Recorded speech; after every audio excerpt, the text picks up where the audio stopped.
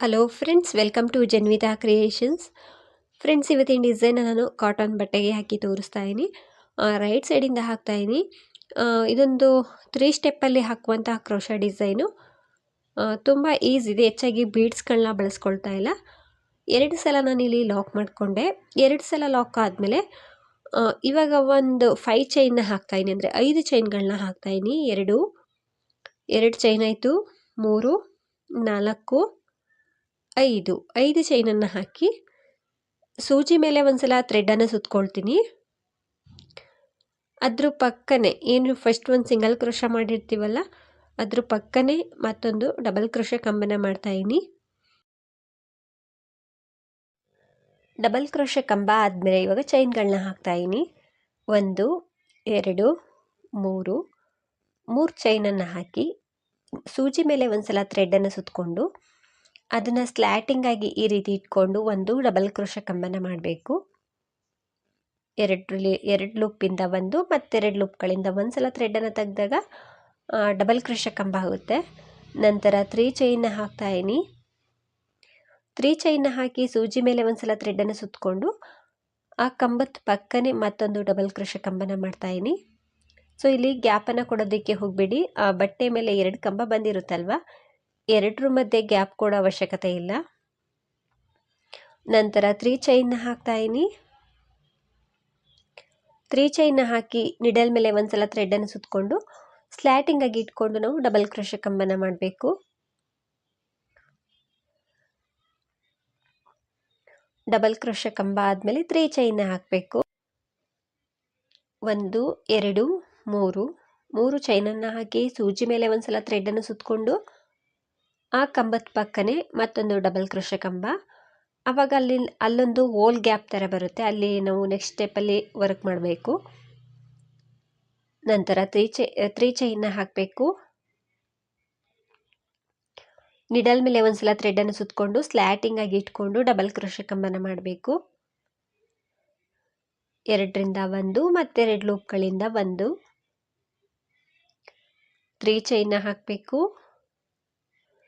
ನಂತರ ನಿಡಲ್ ಮೇಲೆ ಥ್ರೆಡನ್ನು ಸುತ್ತಕೊಂಡು ಆ ಕಂಬದ ಪಕ್ಕನೆ ಮತ್ತೊಂದು ಡಬಲ್ ಕ್ರೋಶಾ ಕಂಬ. ಮಧ್ಯದಲ್ಲಿ 3 ಚೈನ್ ಇರುತ್ತೆ ಫ್ರೆಂಡ್ಸ್, ಅಷ್ಟೇ 2 ಕಂಬಗಳ ಮಧ್ಯದಲ್ಲಿ. ಇದೇ ರೀತಿ ನಾನು ಬೇಸ್ ಲೈನ್ನ ಕಂಪ್ಲೀಟ್ ಮಾಡ್ಕೊಳ್ತೀನಿ. ಸೊ ನಾನಿಲ್ಲಿ ಮೊದಲಿಗೆ 5 ಚೈನ್ ಹಾಕ್ಕೊಂಡು ಡಬಲ್ ಕ್ರೋಶಾ ಕಂಬನ ಮಾಡ್ಕೊಂಡಿದ್ದೀನಿ. ಮಧ್ಯದಲ್ಲಿ 3 ಚೈನ್ನ ಹಾಕಿದ್ದೀನಿ. 3 ಚೈನ್ ಆದಮೇಲೆ ಸ್ಲ್ಯಾಟಿಂಗ್ ಆಗಿ ಡಬಲ್ ಕ್ರೋಶಾ ಕಂಬನ ಮಾಡಿ 3 ಚೈನ್ನ ಹಾಕಿ ಮತ್ತಲ್ಲೇ ಡಬಲ್ ಕ್ರೋಶಾ ಕಂಬನ ಮಾಡಬೇಕು. ಸೊ ಇಲ್ಲಿ 2 ಕಂಬಗಳ ಮಧ್ಯೆ 3 ಚೈನ್ ಬರುತ್ತೆ ಮತ್ತು ಮಧ್ಯದಲ್ಲಿ 3 ಚೈನ್ ಬರುತ್ತೆ.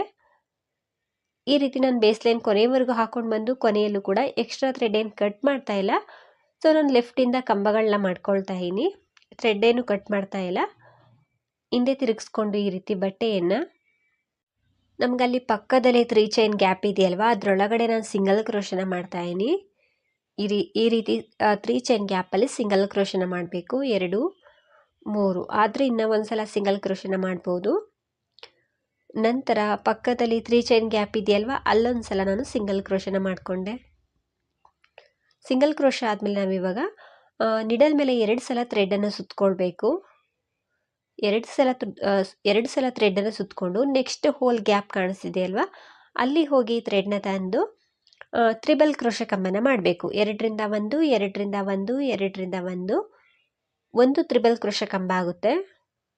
ಮತ್ತೆ ನಿಡಲ್ ಮೇಲೆ ನಾನು 2 ಸಲ ಥ್ರೆಡನ್ನು ಸುತ್ತಕೊಂಡು ಮತ್ತು ಅದೇ ಪ್ಲೇಸಲ್ಲಿ ಹೋಗಿ ಆ 3 ಚೈನ್ ಗ್ಯಾಪಲ್ಲೇ ಹೋಗಿ ಥ್ರೆಡ್ನ ತಂದು ತ್ರಿಬಲ್ ಕ್ರೋಶಾ ಕಂಬ. 2ರಿಂದ 1, 2ರಿಂದ 1 ಮತ್ತೆರಡು ಲೂಪ್ಗಳಿಂದ 1. 2 ಕಂಬ ಆಯಿತು. 3ನೇ ಕಂಬನ ಮಾಡ್ತಾಯಿದ್ದೀನಿ. ಕಂಬಗಳನ್ನ ಮಾತ್ರ ನೀಟಾಗಿ ಹಾಕ್ಕೊಳ್ಬೇಕು.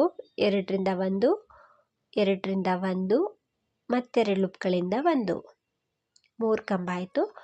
ಫ್ರೆಂಡ್ಸ್, ನಾವು ಹಿಂದೆಯಿಂದ ಈ ರೀತಿ ಕಂಬ ಮಾಡ್ತಿರೋದಲ್ವ, ಅಂದರೆ ರೈಟಿಂದ ಹಾಕ್ಕೊಂಡು ಬಂದು ಬೇಸ್ ಲೈನ. ಸೊ ಸೆಕೆಂಡ್ ಸ್ಟೆಪ್ಪಿಗೆ ನಾನು ಹಿಂದೆ ತಿರುಗಿಸ್ಕೊಂಡು ಲೆಫ್ಟಿಂದನೇ ಹಾಕ್ಕೊಂಡು ಬರ್ತಾಯಿದ್ದೀನಿ. ಹಾಗಾಗಿ ಕಂಬಗಳನ್ನ ಮಾತ್ರ ನೀಟಾಗಿ ಹಾಕ್ಕೊಳ್ಬೇಕು.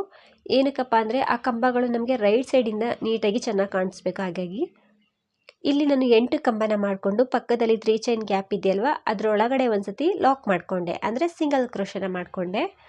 ಸಿಂಗಲ್ ಕ್ರೋಶ ಆದಮೇಲೆ ನೆಕ್ಸ್ಟ್ ಹೋಲ್ ಗ್ಯಾಪ್ ಇದೆ ನೋಡಿ, ಈ 3 ಚೈನ್ನಲ್ಲಿ ಸಿಂಗಲ್ ಕ್ರೋಶನ ಮಾಡ್ತಾಯಿದ್ದೀನಿ. 3 ಚೈನ್ ಗ್ಯಾಪಲ್ಲಿ ಒಂದ್ಸಲ ಸಿಂಗಲ್ ಕ್ರೋಶನ ಮಾಡಿ ಆ ಹೋಲ್ ಏನಿದೆ ಅದರೊಳಗಡೆ ಸಿಂಗಲ್ ಕ್ರೋಶನ ಮಾಡ್ತಾ ಇದ್ದೀನಿ ನಾನು ಇವಾಗ 3 ಅಥವಾ 4 ಸಿಂಗಲ್ ಕ್ರೋಶಗಳನ್ನ ಮಾಡ್ಕೊಳ್ಬೋದು. ನಾನಿಲ್ಲಿ 4 ಸಿಂಗಲ್ ಕ್ರೋಶನ ಮಾಡಿಕೊಂಡೆ. ನಂತರ ನೆಕ್ಸ್ಟ್ 3 ಚೈನ್ ಗ್ಯಾಪ್ ಇದೆ ಮಧ್ಯದಲ್ಲಿ, 2 ಹೋಲ್ ಮಧ್ಯದಲ್ಲಿ, ಅಲ್ಲೊಂದ್ಸಲ ಸಿಂಗಲ್ ಕ್ರೋಶನ ಮಾಡಿ ಇದೇ ರೀತಿ ನಾವು ಇಲ್ಲೂ ಕೂಡ ಕಂಬಗಳನ್ನ ಮಾಡ್ಕೊಳ್ಬೇಕು. ಸೊ ರೈಟಿಂದ ನಮಗೆ ಕಂಬಗಳು ತುಂಬ ಚೆನ್ನಾಗಿ ಕಾಣಿಸುತ್ತೆ. ನಿಡಲ್ ಮೇಲೆ ನಾನು 2 ಸಲ ಥ್ರೆಡನ್ನು ಸುತ್ತಕೊಂಡು ನೆಕ್ಸ್ಟ್ ಹೋಲ್ ಗ್ಯಾಪಲ್ಲಿ ಹೋಗಿ ಥ್ರೆಡ್ನ ತಂದು ತ್ರಿಬಲ್ ಕ್ರೋಶೆ ಕಂಬ, ಒಂದು ಮಧ್ಯದಲ್ಲಿ ಒಂದು ಹೋಲ್ ಗ್ಯಾಪ್ ಇದೆ, ಅದರೊಳಗಡೆ ನಾವು ಸಿಂಗಲ್ ಕ್ರೋಶನ ಮಾಡಬೇಕು. ನೆಕ್ಸ್ಟ್ ಬರುವಂತಹ ಈ ಗ್ಯಾಪಲ್ಲಿ ಹೋಗಿ ತ್ರಿಬಲ್ ಕ್ರೋಶೆ ಕಂಬನ ಮಾಡಬೇಕು. ಆ ಮಧ್ಯದಲ್ಲಿ ಬಂತಲ್ವ ಅದು ಕುಚ್ಚನ್ನು ಕಟ್ಟೋದಕ್ಕೆ. ಸೊ ಅಲ್ಲಿ ಬರೀ ನಾನು ಸಿಂಗಲ್ ಕ್ರೋಶಗಳನ್ನ ಮಾಡಿಕೊಂಡೆ.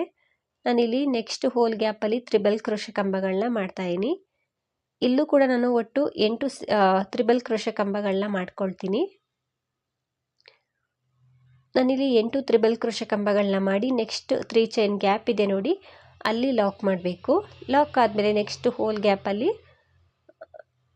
ಸಿಂಗಲ್ ಕ್ರೋಶನ ಮಾಡಬೇಕು. 4 ಸಲ ಸಿಂಗಲ್ ಕ್ರೋಶನ ಮಾಡ್ಕೊಳ್ತಾ ಇದ್ದೀನಿ.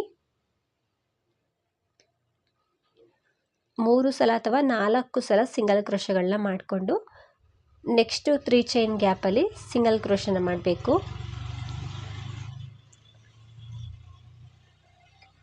ನಾನು ಸಿಂಗಲ್ ಕ್ರೋಶ ಮಾಡಿದ್ದೀನಲ್ವ, ಅಲ್ಲಿ ಕುಚ್ಚು ಬರುತ್ತೆ, ಹಾಗಾಗಿ ಬರೀ ಸಿಂಗಲ್ ಕ್ರೋಶ ಮಾಡಿಕೊಂಡ್ರೆ ಸಾಕು.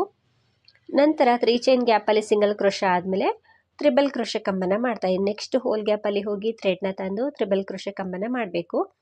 ಸೊ ಇದೇ ರೀತಿ ನಾನು ಪೂರ್ತಿ ಕಂಪ್ಲೀಟ್ ಮಾಡ್ಕೊಳ್ತೀನಿ. ಫ್ರೆಂಡ್ಸ್, ನಾನಿಲ್ಲಿ ಸ್ವಲ್ಪ ದೂರ ಹಾಕ್ಕೊಂಡು ಬಂದಿದ್ದೀನಿ. ಕೊನೆಯಲ್ಲೂ ಕೂಡ ಕುಚ್ಚುಗೆ ಎಂಡ್ ಮಾಡಿದ್ದೀನಿ, ಹಾಗಾಗಿ ಅಲ್ಲಿ ಬರೀ ಸಿಂಗಲ್ ಕ್ರೋಶನ್ನೇ ಫಿಲ್ ಮಾಡಿ ಕೊನೆಯಲ್ಲಿ 1-2 ಚೈನನ್ನು ಹಾಕಿ ಥ್ರೆಡನ್ನು ಕಟ್ ಮಾಡಿಕೊಂಡೆ. ನಮಗೆ ಸೆಕೆಂಡ್ ಸ್ಟೆಪ್ ಈ ರೀತಿ ಬರುತ್ತೆ. ರೈಟಿಂದ ಇದು ಈ ರೀತಿ ಕಾಣಿಸುತ್ತೆ, ನೋಡ್ತಿರ್ಬೋದು.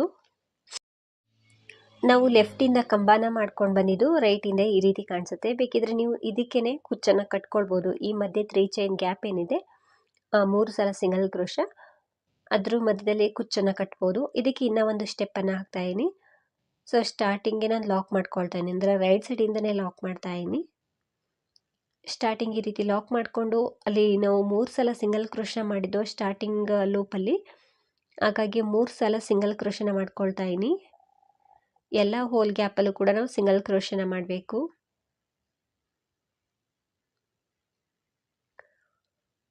ಈ ರೀತಿ ಸಿಂಗಲ್ ಕ್ರೋಶನ ಮಾಡಿ 3 ಚೈನ್ ಗ್ಯಾಪಲ್ಲಿ ಒಂದ್ಸಲ ನಾವು ಸಿಂಗಲ್ ಕ್ರೋಶನ ಮಾಡಿದ್ದು ಅಲ್ಲೂ ಕೂಡ ಸಿಂಗಲ್ ಕ್ರೋಶನ ಮಾಡಬೇಕು. ಇವಾಗ ನಮಗೆ ಕಂಬಗಳ ಮೇಲೆ ಹೋಲ್ ಗ್ಯಾಪ್ಗಳು ತುಂಬ ಚೆನ್ನಾಗಿ ಕಾಣಿಸುತ್ತೆ, ಏಕೆಂದರೆ ಲೆಫ್ಟಿಂದ ಅಲ್ವಾ ಕಂಬ ಮಾಡಿದ್ದು. ಹಾಗಾಗಿ ನಾನಿಲ್ಲಿ ನಿಡಲ್ ಮೇಲೆ ಒಂದ್ಸಲ ಥ್ರೆಡನ್ನು ಸುತ್ತಕೊಂಡು ಫಸ್ಟ್ ಕಂಬದ ಮೇಲೆ ಹೋಲ್ ಗ್ಯಾಪ್ ಕಾಣಿಸುತ್ತೆ, ಅಲ್ಲಿ ಹೋಗಿ ಥ್ರೆಡ್ನ ತಂದು ಸೂಜಿ ಮೇಲೆ 3 ಲೂಪ್ ಇರುತ್ತೆ, ನಿಡಲ್ ಮೇಲೆ 3 ದಾರಗಳಿರುತ್ತೆ, ಒಟ್ಟಿಗೆ ಸೇರಿಸಿ ಎಳ್ಕೊಂಡಾಗ ಹಾಫ್ ಡಬಲ್ ಕ್ರೋಶ ಆಗುತ್ತೆ. 1 ಹಾಫ್ ಡಬಲ್ ಕ್ರೋಶ ಆಯಿತು.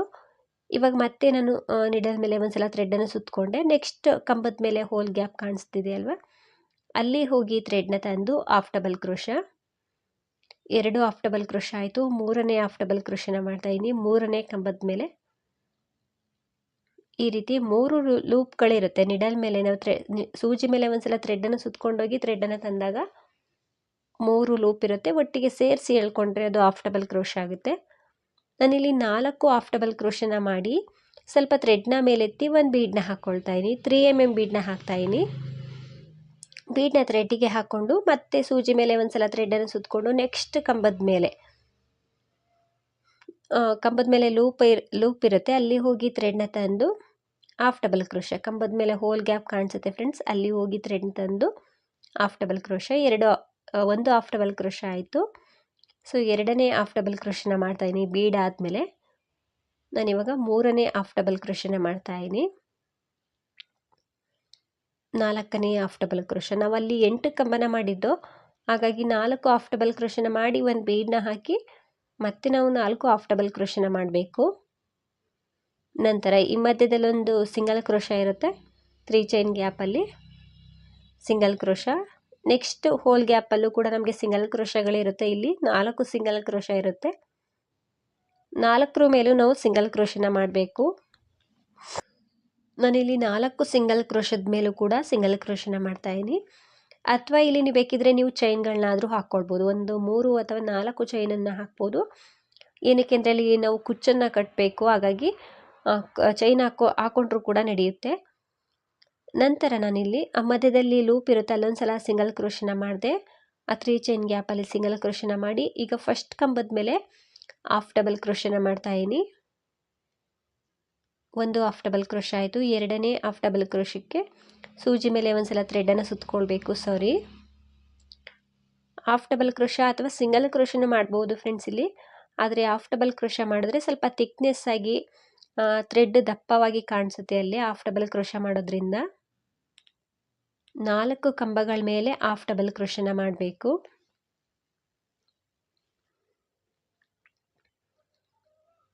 ನಾಲ್ಕು ಹಾಫ್ ಡಬಲ್ ಕ್ರೋಶನ ಮಾಡಿ ಸ್ವಲ್ಪ ಥ್ರೆಡ್ನ ಮೇಲೆತ್ತಿ ಬೀಡನ್ನ ಹಾಕ್ಕೊಳ್ಬೇಕು.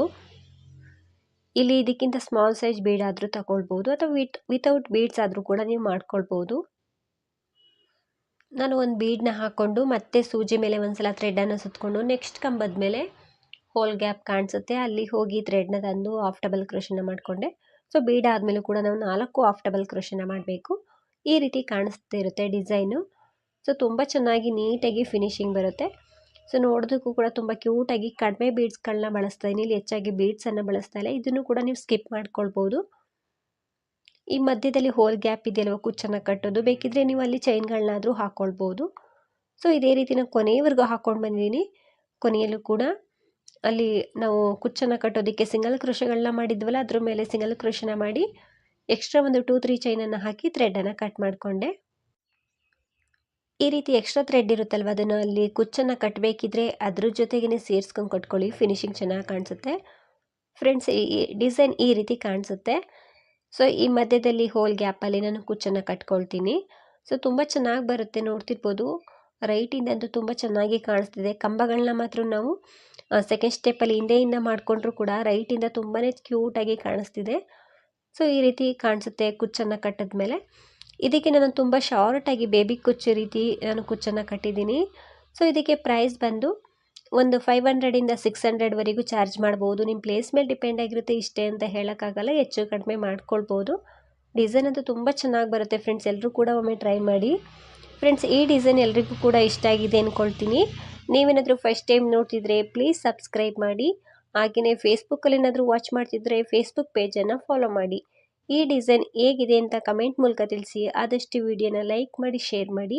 ನೀವೊಮ್ಮೆ ಟ್ರೈ ಮಾಡಿ ಫ್ರೆಂಡ್ಸ್, ಈ ಡಿಸೈನ್ ತುಂಬ ಚೆನ್ನಾಗಿ ಬರುತ್ತೆ, ಹಾಕೋದು ಕೂಡ ಅಷ್ಟೇ ಈಸಿ ಇದೆ. ಸೊ ಹೆಚ್ಚಾಗಿ ಬೀಡ್ಸ್ಗಳನ್ನೂ ಕೂಡ ಇದರಲ್ಲಿ ನಾನು ಬಳಸ್ಕೊಂಡಿಲ್ಲ.